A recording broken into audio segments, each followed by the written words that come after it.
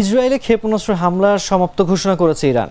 স্থানীয় সময় বুধবার ভোরে তেহরান জানিয়েছে, পরবর্তী সময়ে কোনো উস্কানি না এলে ইসরায়েলের ওপর আর হামলা চালানো হবে না। অন্যদিকে তেহরানের হামলার জবাবে প্রতিশোধের অঙ্গীকার করেছে ইসরায়েল ও যুক্তরাষ্ট্র। ব্রিটিশ বার্তা সংস্থা রয়টার্স জানায়, নতুন করে ইসরায়েলে কোনো উস্কানি না দিলে ইরান আর হামলা করবে না বলে জানিয়েছেন দেশটির পররাষ্ট্রমন্ত্রী আব্বাস আরাগাসি।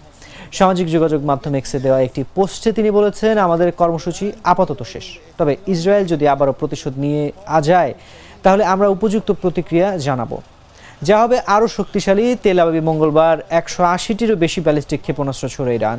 এর জন্য ইরানকে চরম মূল্য দিতে হবে বলেও হুঁশিয়ারি দিয়েছেন ইসরায়েলের প্রধানমন্ত্রী বেনিয়ামিন নেতানিয়াহু।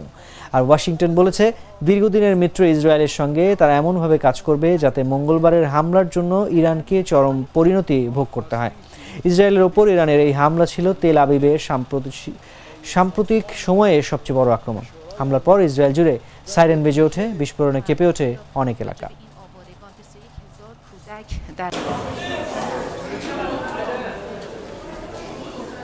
بیش از گذشته شاهد هستیم که در شرایطی از